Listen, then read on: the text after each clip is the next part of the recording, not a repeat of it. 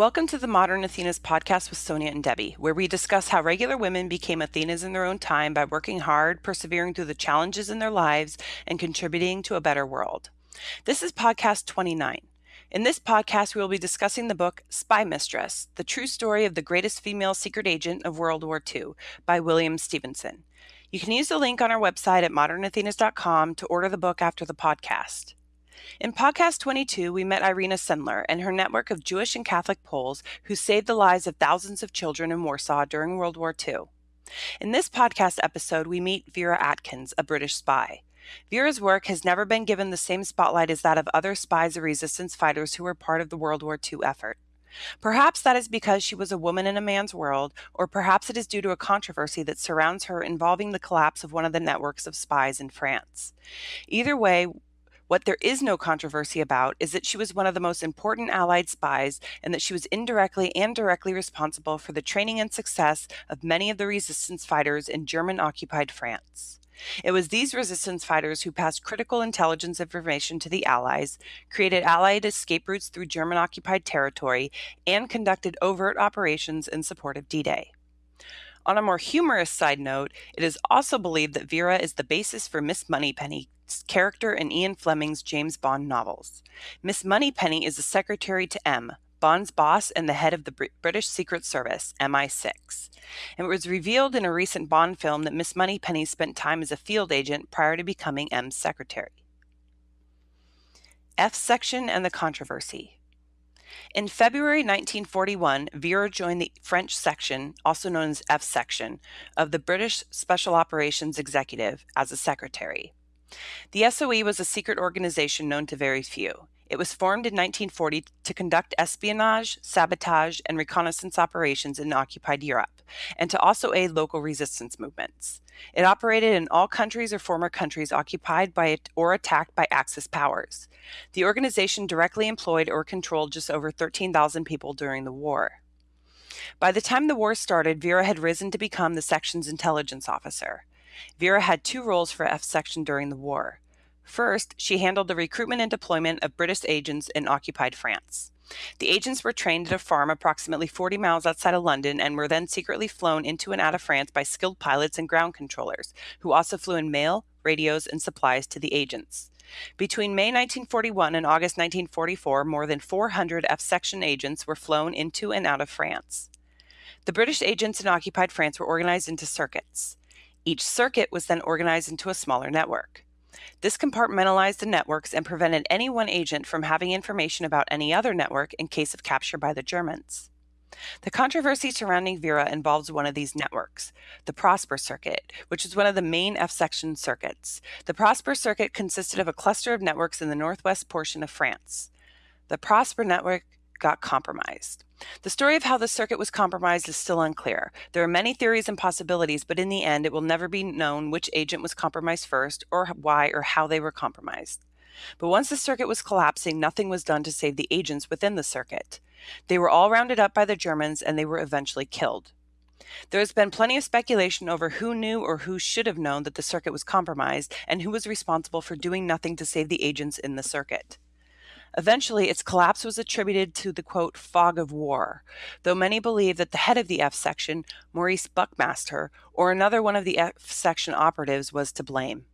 Many lay the blame on Vera, wondering if she was a double agent, if she was working in some way for the Germans due to some pre-war activities she had engaged in when she was in Belgium. This theory gained a lot of steam when additional evidence surfaced that purported to link Vera to other incidents where agents were compromised. We'll talk about that more in a minute. But regardless of who was to blame, Prosper's collapse was a major setback for F section and it devastated resistance operations in the area. In addition to Vera's role in handling the recruitment and deployment of British agents in occupied France, she had the responsibility for 37 female SOE agents who worked as couriers and wireless operators for the various circuits. She was responsible for the pre-mission requirements for these agents, ensuring that they were prepared for their missions and seeing them off at the airfields in Britain when they were on their way. Like the collapse of the Prosper network, Vera suffered a major collapse of the SOE radio networks during the war. The Germans figured out a way to infiltrate the clandestine SOE radio operators in the Low Countries, which included Belgium and the Netherlands. The Germans captured the radio operators, tortured them, and forced them to give up their codes as well as their bluffs. The German intelligence officers would then impersonate the agents and play them back against headquarters in London. This would then make London believe that the agents had not been compromised, and London would continue radio transmissions and operations, further compromising the networks and the agents. So Vera held these two very high-level positions in the war. She was running both operators in occupied France, these resistance fighters, and she was operating this entire clandestine network of female radio operators. This was virtually unheard of for a woman in World War II. Well, and I was thinking about just the knowledge that she had to gain very quickly. There's no room for error, really, and she had to recruit and teach and deploy these agents. And I wonder, I bet she felt like quite a heavy burden of their preparation, and because she knew that she wouldn't have much connection with them once they left her. Right. And I mean, the book talks so much about the fact that, she had these rigid training standards when they were, training up in Britain, especially these, 37 female radio operators, because once they were out in the Axis sort of controlled areas or German controlled territory, they didn't have anybody to rely on. They had to rely on themselves. And so she had to prepare them for that, and the eventuality that they may be captured. And in a lot of cases they were.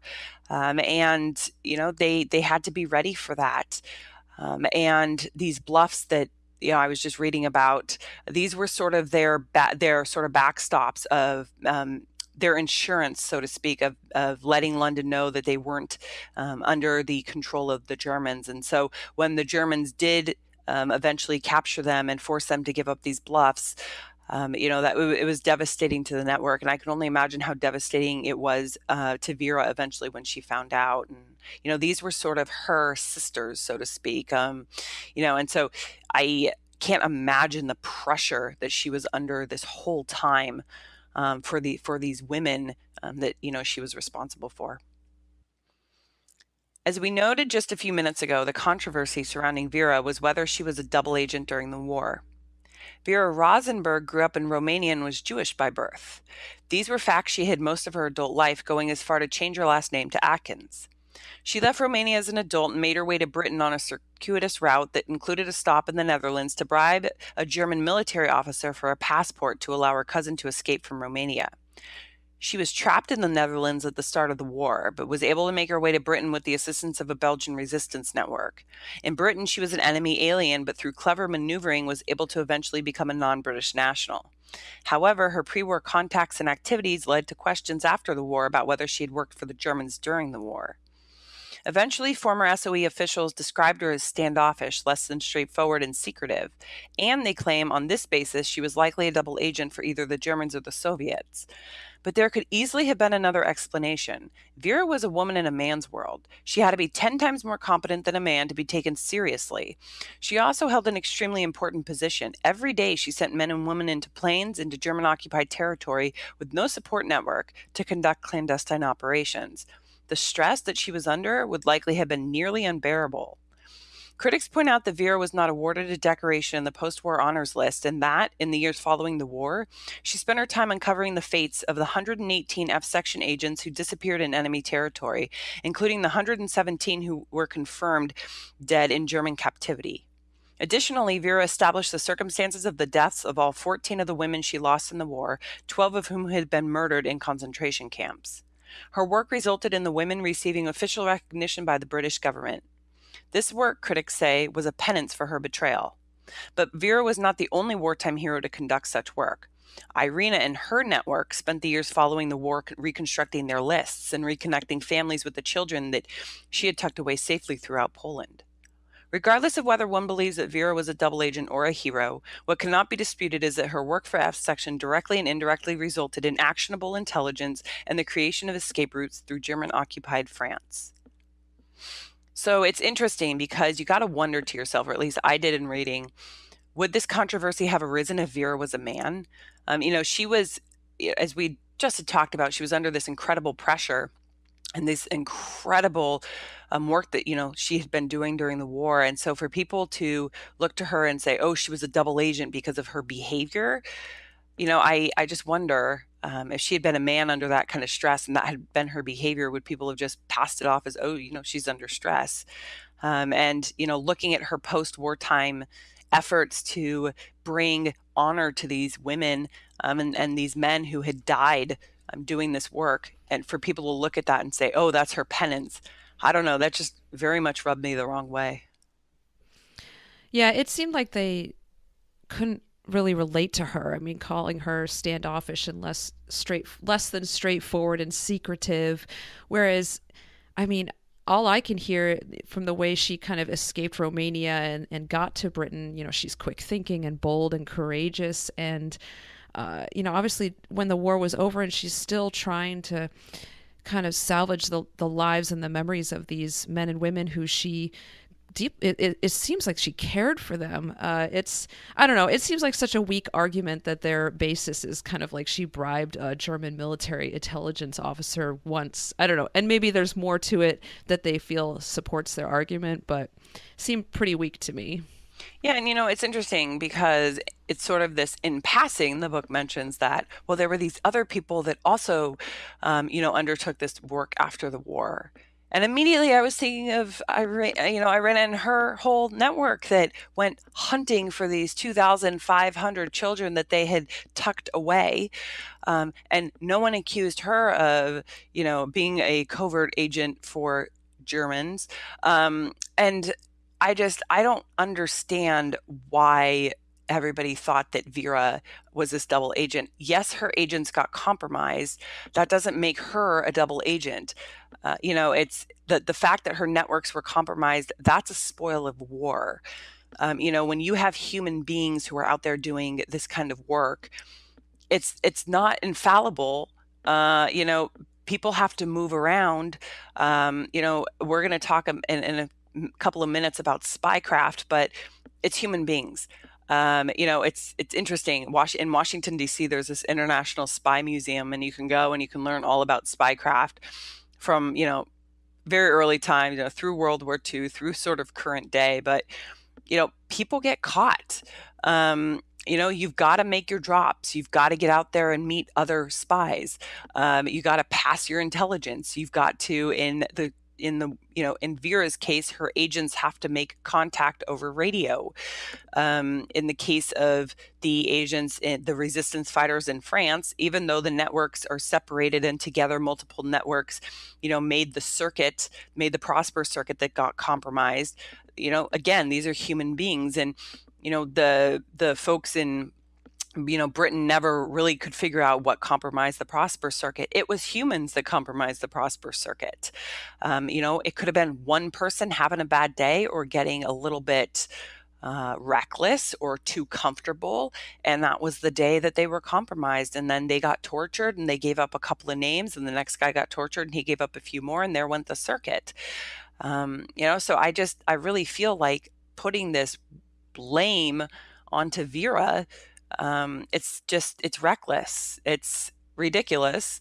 And I just wonder again if it wasn't because she was a woman and she's kind of this easy scapegoat. It's sort of a woman in a man's world, and it's like, well, she didn't belong there anyway. Look, it's obviously she didn't belong there because she's the cause of all these, problems, A, B, C, D, and E. Yeah. Well, and I thought maybe another explanation instead of penance for her betrayal was maybe guilt. She sent these men and women out, and it's very possible she felt horrible that they never came home. So she felt this sense of duty to honor them. And I mean, it was clear that she took pride in her spycraft and used it throughout the war, whether it was to teach the agents she was responsible for or bring them out of German occupied areas. But let's hear more about what those agents really were made of. It takes a special breed. It was difficult for Vera to recruit agents because it required a special kind of person, a seemingly impossible combination of characteristics. Quote, she needed personal initiative in her agents, streetwise rebels who instinctively defied authority, while she also had to insist upon obedience to life-saving skills. Agents were freelancers, not drilled to respond to the day-to-day authority of watchful officers in the regular armed forces. Vera had no control once an agent left her sight. The best examples for what she was looking for were downed airmen schooled in self-preservation. They were natural rebels, highly individualistic, but their profession required them to be constantly alert, completely detached and observing the unexpected, with the technical skills that sharpened their ability to assess whatever they saw and experienced after being shot down. End quote. So the question I had was, how is she able to identify these candidates other than these downed airmen that might have been kind of the obvious, because there's no Indeed.com or Monster.com, job search engines for espionage. Well, I think that, some of these people make their way to her through these sort of networks of other people who, find them or pick them up. I mean, during the war, people get to people through people. But this list of characteristics to me, like, this is a pretty limited list. Natural rebel, highly individualistic, yet very crafty, very focused on detail, very disciplined. That's a pretty hard combination and to find. And, there were all these downed airmen that, made their way. We had talked earlier about these escape routes that were made by these resistance fighters. So she could have found these downed airmen through those routes and basically plucked them out and then used them, trained them up and then, used them. But that's a pretty narrow band of people. And I don't know, I was thinking the same thing as, if they're not down airmen, who could they be? And maybe they were just former soldiers that she got, or other because in World War II, by that point, most British men of fighting age were fighting, and so she would have had to have plucked them out of sort of the front and have brought them back to be these sort of clandestine agents.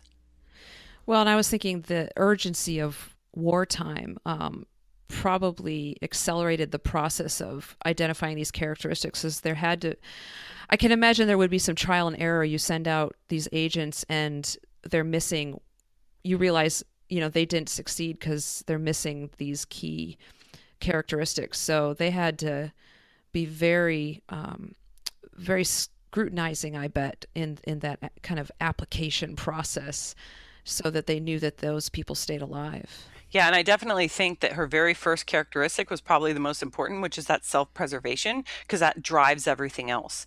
And again, I think that, when you go back to that Prosper circuit, it was somebody that got a little bit too comfortable.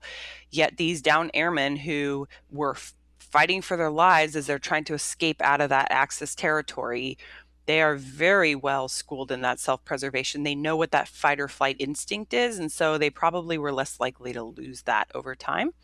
And so they may have been better at that and could maintain that sort of throughout their time as agents. Connections. Quote, successful spy thrillers use a simple formula, end quote. Vera told an American guest of the Stevensons in London, quote, you take three things a long way apart.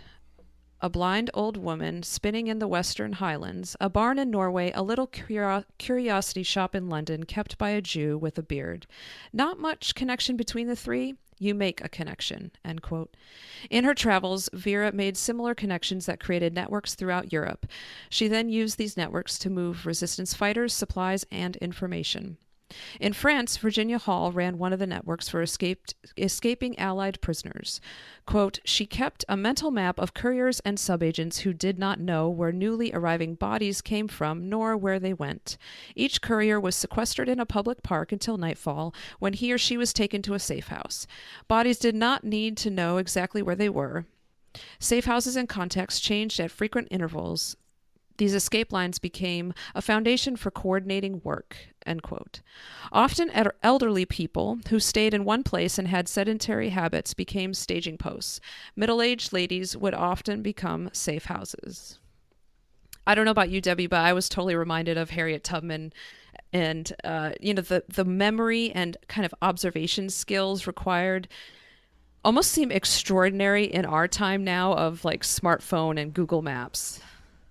Yeah, I just was thinking of Virginia Hall and Harriet Tubman and Irena again, and it's the incredible memory that they must have had of who is where and who can be moved where and who has already been exposed yesterday and can't be exposed again tonight.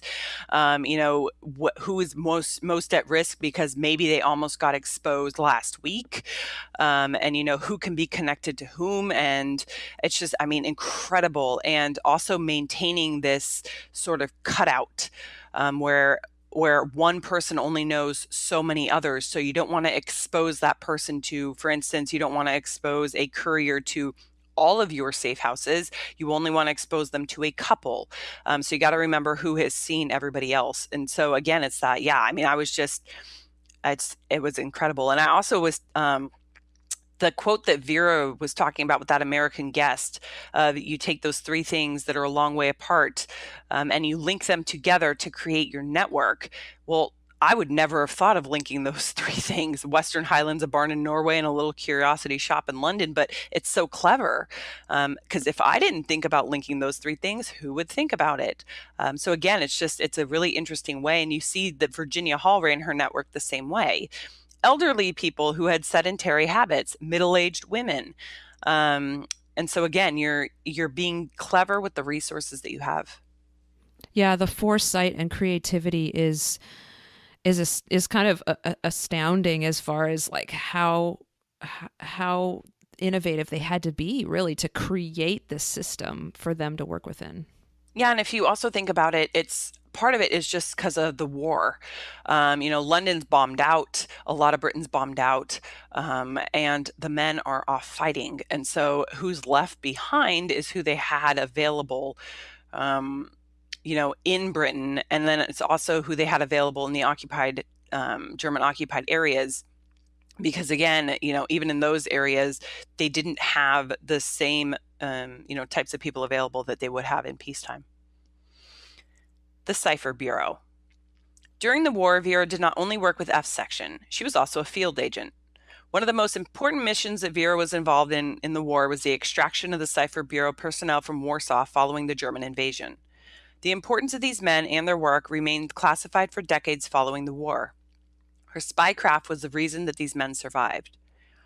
At the end of World War I, Germany developed the cipher machine named Enigma that would eventually be adopted by Nazi Germany to encode their communications during World War II. In the early 1930s, the Cipher Bureau in Poland began to decrypt the early versions of Enigma. Over the next 7 years, Polish cryptologists overcame the growing structural and operating complexities of the plugboard-equipped Enigma and continued to crack the code. At the same time, they were able to break through Soviet cryptography. This enabled them to access the military and governmental communications of the two biggest superpowers on the continent. However, in 1938, the Germans added complexity to the Enigma machines, and it became too expensive for the Poles to counter. In late July 1939, just months before Poland would surrender to Nazi Germany, Poland revealed its Enigma decryption techniques to British and French military intelligence representatives who had been unable to make any headway against Enigma's encryption. Two reconstructed Enigma replicas were passed to these two allies, allowing them to significantly advance their efforts to decrypt the German military communications. After the meeting outside of Warsaw to pass the Enigma doubles to the allies, the Cipher Bureau personnel returned to Warsaw. As we had discussed in podcast 22, before a single German bomb was dropped on Poland, the Nazis and the Soviets had already carved up the country. On the eve of Germany's invasion of Warsaw, a new military intelligence research unit was created in London. The unit would attempt to send a team into Poland to smuggle the Polish-held Enigma coding machines out and to help prepare the Poles to fight an underground war. The small team included Vera, who had been in the region before and had a fluency in the local languages. By this point in her career, Vera had moved many assets and resistance fighters around the continent by using untracked routes. As the Soviets invaded eastern Poland, it was time for Vera and her team to get the key cipher personnel out. Under diplomatic cover, Vera and her team snuck back into Warsaw to escort them. Vera chose to take the Cipher Bureau personnel southeast through Romania for two reasons. First, it was the route least likely to draw German attention because it was untracked. It was over difficult terrain, and it was between less advantageous and military and politically significant locations. Second, Vera had already had experience on this route, making it a known quantity. She had experience in Romania where she had grown up and would be able to move the personnel through the country and continue them onto the next step of their journey towards awaiting Allied hands. Unfortunately, the best laid plans never survived first contact. On their way out of Poland and through Romania, the Cipher personnel had to destroy their cryptologic equipment and documentation when they came into contact with the Germans. They made it out alive, however, and they eventually were able to make it through Romania, crossing into Yugoslavia, Italy, which was then still neutral, and into France. They would eventually continue to move along through Allied territory in northern Africa throughout the war and continue working with the British to decrypt the most sophisticated Enigma machines being used by the Nazis. The story of Britain's work to crack Enigma is well told in the biography of Alan Turing, which is written by Andrew Hodges. With the help of the Poles, Turing and his team were eventually able to crack the Enigma code and turn the tide in the war by being able to provide actionable signals intelligence data to the War Department. Some personnel from the Cipher Bureau and most of the workers who had built the Enigma machine doubles and cryptologic equipment remained behind in Warsaw. They were interrogated by the Gestapo, but did not give away the secret that the Poles had decrypted the Enigma machines. So here you have Vera, who not only was doing these 2 critical F section functions during the war, but she's pulled the Enigma folks out of Warsaw. And I can't sort of overstate the importance of Enigma. It's been now, once it's all been declassified, many people say that without Enigma, the Allies would not have won the war. We were behind Germany. We were not able to figure out where Germany was moving its troops. We were kind of driving blind in the darkness. And once we were able to decrypt Enigma, we were able to kind of get a leg up. And so this one rescue, Vera's team getting in there and getting these folks out so that they could help decrypt Enigma, may have ended up changing the tide of the war. Yeah, again, we see another one of our modern Athenas in the mix of this world stage, and yet they aren't necessarily getting the recognition for it. We saw that with Ruth and Raimonda in the Israeli-Palestinian dialogue episode. We have Gertrude, who was the shaping of Iraq. We have our rocket girls and hidden figures in space exploration. So it actually, now seeing more of a trend, it's making me ask the question when we see these, there's going to be the world stage playing out in front of us in social media and media every single day. But what women are kind of right there in the mix that aren't being talked about? No, and I agree. And it's annoying isn't even the word, right? Annoying happens when it's something small. These are huge events. And it's almost like when you take a photograph and you use Photoshop and you remove somebody from the photograph. It's like they weren't even there. And you hear the story of Enigma. There's a movie, The Imitation Game, I believe is what it's called. And it tells the story of Turing and the British decoders. It doesn't even tell the story of the Poles. They aren't even involved. And so it disappears all of them. And it certainly doesn't tell the story of Vera. And you're right. It's frustrating. And you got to start wondering why. And it's this absence of female heroes for our girls that are growing up. It's the absence of, this whole half of our society. And I'm always reminded of Rosalind Franklin because I'm a science geek. But everybody learns about Watson and Crick and DNA when they're going through biology. But they don't learn about Rosalind Franklin, who was the third person with the DNA. And so again, it's another one of these, stories. And I don't know how many more of these we're going to uncover. We're going to uncover dozens, as we continue the podcast. But I really love that we're able to, bring these to light. And, in talking about Vera's work, bringing the Enigma personnel out, we see some of her spycraft as well, using these ignored routes, not going right through, German hands, not going, where they're watching. She's very clever.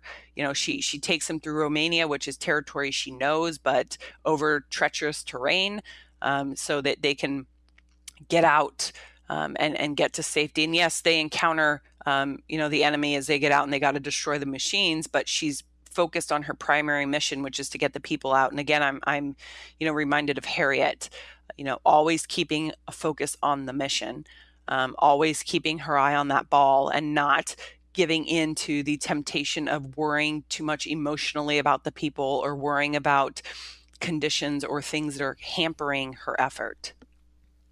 Yeah, she struck me as resourceful and decisive, which makes this kind of categorization of her as like secretive and standoffish seeming. It just seems to hold so much less weight, and just seems to be a mischaracterization of her. Battle of Taranto. The Battle of Taranto took place the night of November 11th, 1940, between British and Italian naval forces. The British Navy launched the first all-aircraft ship-to-ship naval attack in history. The British aircraft devastated the large Italian warships.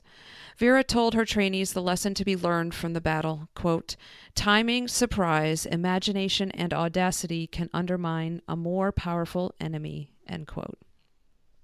So this sounds like it's kind of the classic, almost like David and Goliath story, but that small, agile, almost like out of necessity, also reminds me of how people talk about, like, that small entrepreneur against these big companies, and how you have to just, it's, in this case, of course, in a naval attack, it's a fight for survival.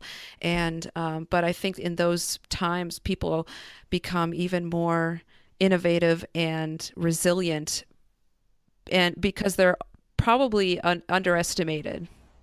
Yeah, and it made me think of, like the resistance fighters in France and the resistance fighters all over the German occupied territory. And again, Irina and her network in Warsaw. And you're right, it's the David and Goliath and the courage that they all had to do their work.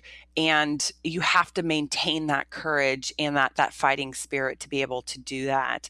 And I think, we can use that analogy in our lives, right? It's, you're going to go up against these battles that seem um, unconquerable, these things that you look at and it looks like this concrete or iron wall that there's no way you're going to get past, there's no way to go around it or over it or under it, and you're just like, wow, I'm just going to turn around. But you don't turn around. There is a way to pass it, and just think about all of these people who had this kind of courage to figure out a way to get through it. And if they can figure out a way, certainly we can figure out a way. Adapting to your environment. Vera was adamant that her radio operators provide her with feedback about their experiences in the field when they would return to Britain after missions. With this feedback, Vera continued to refine training and mission procedures. Similarly, Vera kept a close eye on F-section missions. When Vera learned of many examples of communication networks failing to support F-section missions and the missions failing as a result, she resolved to have her teams in occupied territory have their own independent means of communication. When her teams lacked sophisticated communications gear but had to remain invisible, performing in separate cells, and touch only through couriers, she turned to her cutout networks and used couriers who disappeared into the scenery. Boy Scouts and girls on bicycles. Farm workers trudging between hedgerows. So money was tight during the war, and Vera's people didn't always have the most sophisticated or the best equipment, and yet they needed to get their communications from point to point. And so, she was very adaptable to her environment, and she used what she had. So these farm workers that had to go out and do their farm duties were great couriers because they had to move from place to place. So they were able to pass messages. She used children who were on their bicycles that would be able to easily move around. They could pass messages from place to place. So she would use what was available to her instead of complaining, to higher up, well, I need this one piece of extremely sophisticated equipment. She used what was available.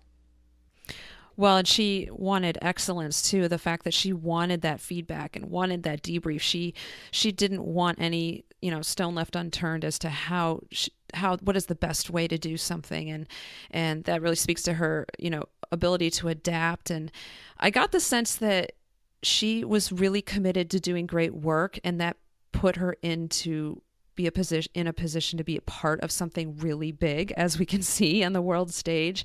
But it wasn't the opposite way around. She didn't want to just be a part of this big thing and then figure out how to do the work. I mean, there was just such a strong work ethic, it seemed like.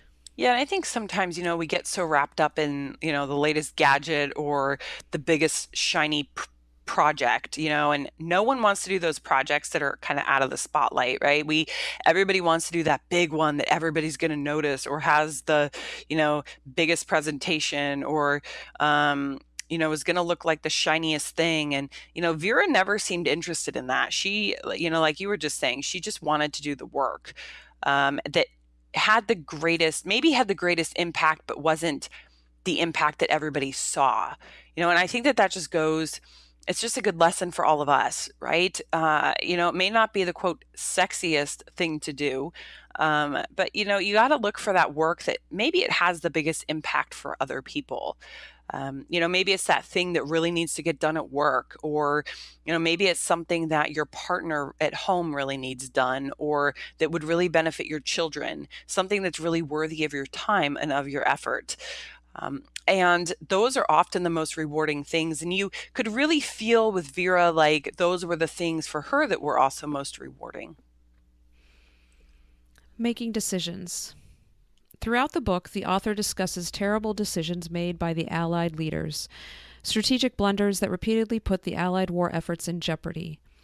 Vera, he noted, rarely made such bad decisions. Quote, Vera learned to make those choices without dithering. She concluded, it's faster than if I weigh all the evidence and confuse myself through a long drawn-out process of arriving at a judgment by studying every angle.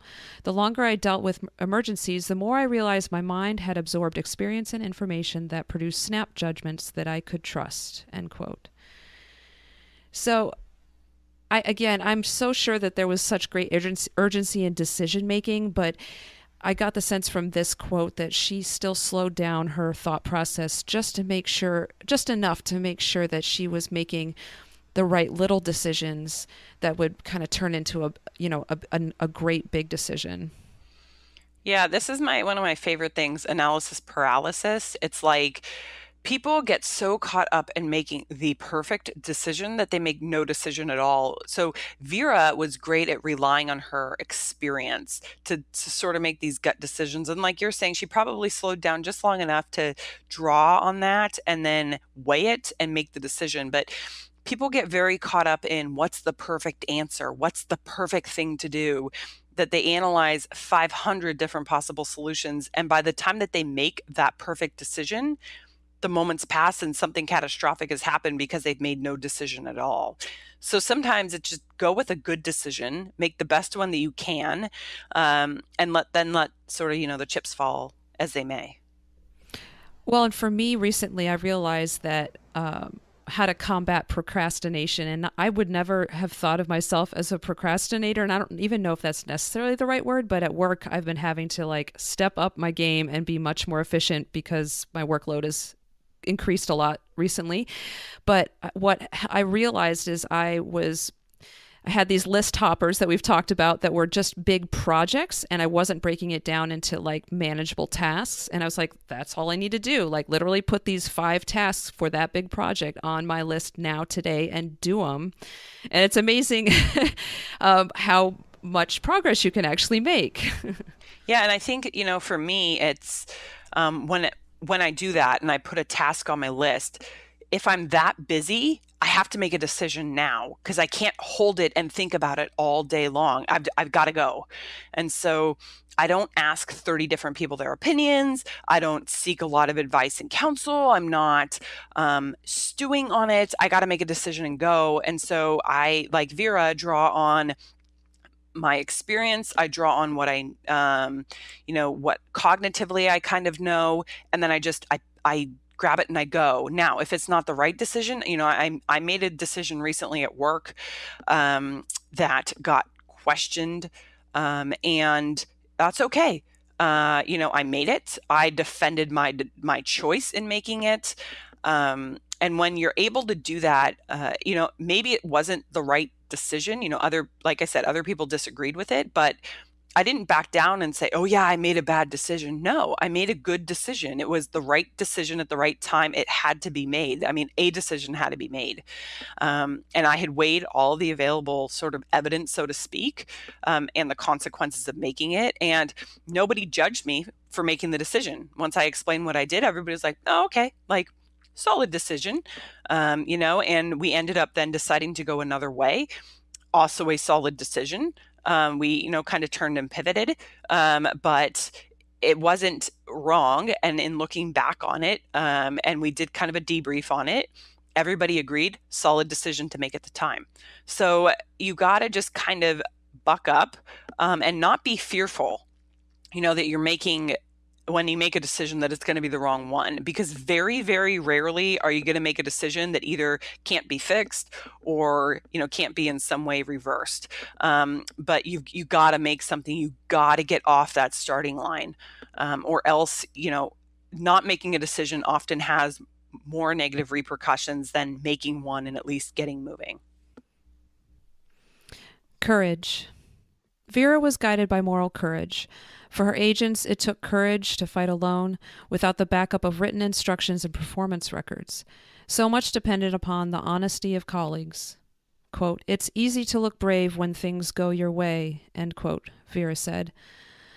Quote, "Civilians displayed true courage by getting on with their daily lives between nights of terror bombing. They do it from a sense of duty. Duty is the mother of courage. Real courage is in facing impossible odds," end quote. I found that this quote, really brought Vera's story to a place of relevance for us, and as civilians, and not in a place of war. And this, kind of brought home the fact that the ordinary details of our life can still provide extraordinary opportunity to get better every day, not to be idle or complacent, but we can serve each other. We can, do the right thing. And, I don't know, I really liked the first part of the quote. It's easy to look brave when things go your way, because it also breaks down that kind of wall and that almost imposter syndrome, or the fear of imposter syndrome, that she was a human too, and she probably felt days where things were certainly not going her way and she didn't feel brave at all. Yeah, and I agree. And I think it's the same thing with, with courage. And everything is easy to do when life is easy. People talk a big game when life is easy. Oh, have great courage. Oh, you're, I'm so brave. I can do all of this. Oh, my sense of duty. Oh, yeah, I'm going to help all these people. But it's what happens when the storm comes? What happens when life gets hard? Are you brave then? Um, people talk about the same thing with character, right? Character shows through in difficult times, and I think during this war effort, I think people really got to see other people's true colors, and I go back again to Irena, and her network, right? True bravery. When their lives are on the line, what do people do then? And I think about that a lot in my own life. Those are the moments of true bravery. And whether or not your life is on the line in, your own life, I think it's good for all of us to think about that as we go about our daily routines, and remember that having courage and being brave is something that we should strive for every day. Here are some final thoughts on today's episode. Maybe the most important lesson that Vera taught us is humility. She never sought the spotlight, and she never spoke up when credit was given to others for her work. Instead, she was a quiet warrior, focused on completing her mission and bringing home every man and woman she sent into German-controlled territory. In today's world, it seems that people have forgotten what it is like to be humble, to be a hard worker, a quiet leader, a strong-willed fighter. In today's world, everyone is focused on themselves, on their own success, their own gains, and their own future. In today's world, it seems that people have simply forgotten about everyone else. They have forgotten about their mother who helped them learn to tie their shoes, their father who taught them how to ride a bike. They've forgotten about their second grade teacher who taught them how to write, and their 11th grade English teacher who wrote the glowing recommendation letter that got them into college. They've forgotten about the professor who taught them how to truly think, how to truly learn. They've forgotten about their first boss who taught them that being a professional means coming to work even when you don't feel like it. They have forgotten about their first assistant who remembered their birthday. They have forgotten about their best friend who was there for them after that bad day at work. And they have forgotten about their coworkers who celebrated that last team victory together with them. Don't be like them. Don't forget your mother or your father or your second grade or 11th grade teachers. Don't forget your professors or your first boss or your first assistant. And don't forget your best friend or your coworkers. Don't get lost in the fog of self-aggrandizement and ego. Don't stand in the spotlight and push everyone else into the shadows. Don't focus so much on yourself that you forget that others even exist. Don't do things just because you think doing so will get you recognized, and don't lose sight of your mission, your purpose, just because you're chasing the accolades. Instead, be like Vera. Be humble. Focus your energies outward instead of focusing everything and every moment on yourself. Remember everyone who has helped you and pay it forward by helping others to learn, to grow, and to succeed. Look at what you can do to improve someone else's life rather than what you can do to improve your own. Think about how someone else may be having a bad day and smile at them, even though you may be having a bad day too. Take on the work and the projects that no one else wants to do, the most arduous, the riskiest, and then crush them without telling everyone about it. Be a quiet warrior. When you do these things, you will not just realize something about others, but you will realize something about yourself too. You will realize that by reaching out your hand, you will strengthen your own character. You will realize that the compassion and caring that you show to others will also be the compassion and caring that you show to yourself. You will realize that the difficult and risky work that you do will build your knowledge and challenge your intellect. You will realize that when you remember to walk out of the center of the arena and let others take the credit, you will be filled with satisfaction, knowing that they deserve to feel that appreciation and those accolades too. You will realize that being a quiet warrior like Vera, that being humble, will always take you to where you want to be. It will always take you into the light. And I think that's all we have for today. You can also interact with us, follow us, and learn about upcoming episodes on our website at modernathenas.com, on our Facebook page under Modern Athenas, our Twitter at Modern Athenas, and our Instagram at the Modern Athenas Podcast. We'd also appreciate if you would support our podcast by leaving us a review on iTunes or Stitcher and subscribing to the podcast. In our next podcast, we'll be discussing the book The Bridge Ladies by Betsy Lerner. As we leave you today, we want to remind you to never forget that each of you, like all the modern Athenas we've discussed on our podcast, has the power and capacity to be a change maker in your world. Work hard, dream big, and reach for the stars.